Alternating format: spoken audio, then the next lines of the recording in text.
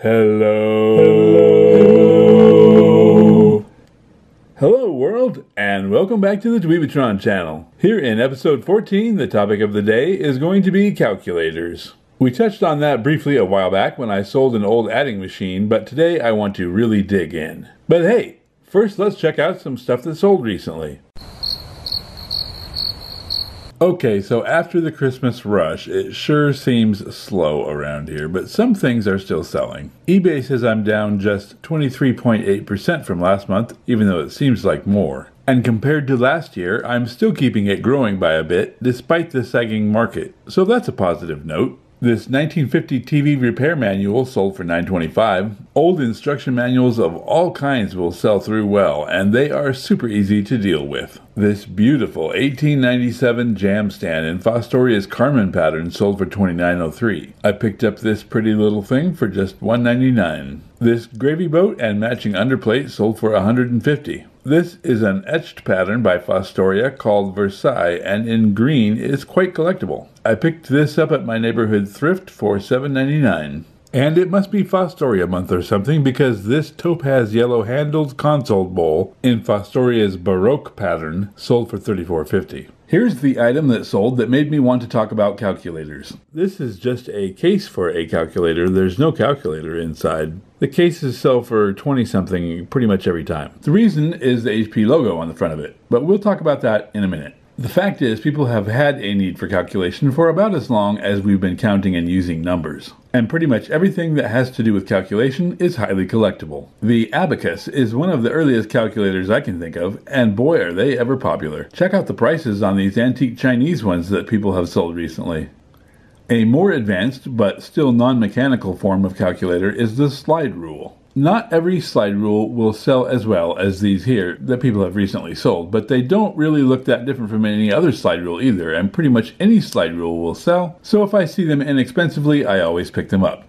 Mankind is always trying to build a better mousetrap, so to speak, and calculators are no exception. Here are some various different handheld designs of mechanical calculators that, as you can see, also sell very well.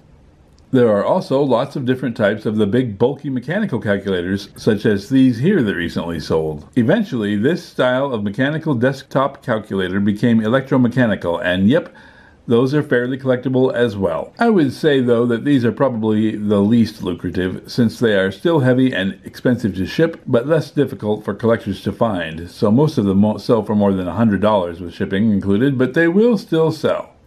And if you keep alert, you might even find one like this old Commodore that sold for $700. Here's one that I found at an estate sale a while back. This is the CompuCorp Model 122E, and this particular one that I found had been in use in the Boeing propulsion labs in the early 1970s. I paid a whopping $3 for it and quickly sold it for $300. I thought it was pretty cool, so I kept a picture of it. Of course, with the advent of transistors and microchips, things have gotten smaller and smaller, and by the late 1960s, handheld electronic calculators had arrived. And guess what?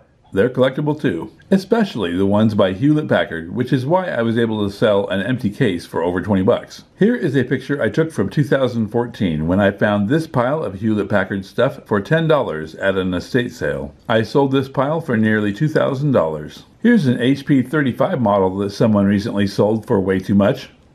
Or how about an HP 41C for $750? And you just know people are finding these for $1 or $2 at yard sales. And the old handhelds don't have to be HP to be collectible. Here's one by Texas Instruments that I wouldn't mind finding.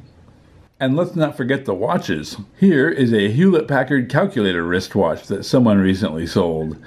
And here is an old Pulsar brand calculator watch that did pretty well. So look out for those old calculators and get ready to calculate your profit.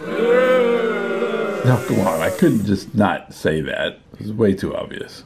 Well, alrighty then. I had quite a few sales recently that I was going to tack on to the end here, but I think I'm just going to save those for episode 15. That way I can wrap up this episode and get started right away on the next one. Thank you so much for hanging out with me. Your subscriptions are greatly appreciated, and I thank you all very much for those. Until next time, remember to take good care of each other, and I'll see you then.